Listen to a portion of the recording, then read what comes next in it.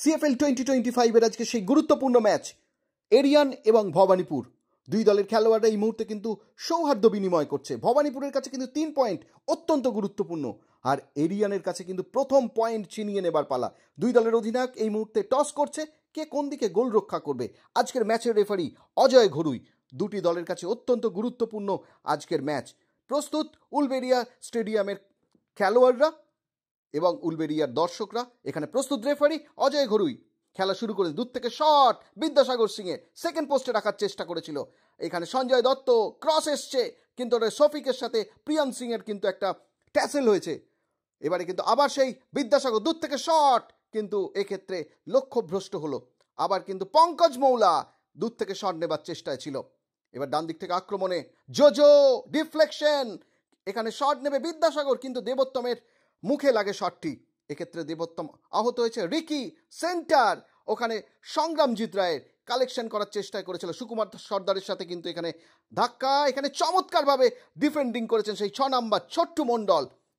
আবার কিন্তু শট নেবার চেষ্টায় সামাদ আলী মল্লিক, দূর থেকে শট, কিন্তু লক্ষ্য বা নিশানা কিছুই ঠিক ছিল না।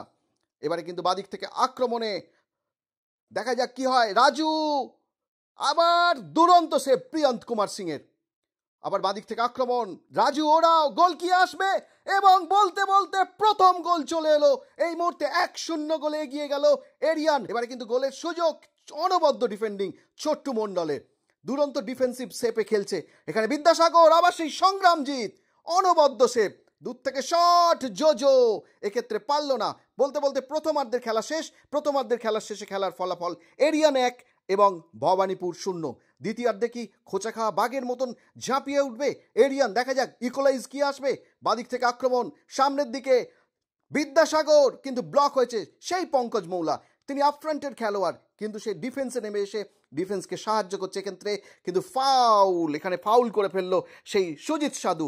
হলুদ কার্ড দেখছে সম্ভবত সুজিত সাধু, কিন্তু এখানে ফাউল করে ফেলেছেন। হলুদ কার্ড, রেফারি অজয় ঘরুই।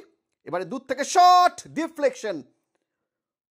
আবার কিন্তু বাদিক থেকে আক্রমণ, ভবানীপুর, শট কি আসবে? কিন্তু লক্ষ্য বা নিশানা কিছুই ঠিক ছিল না।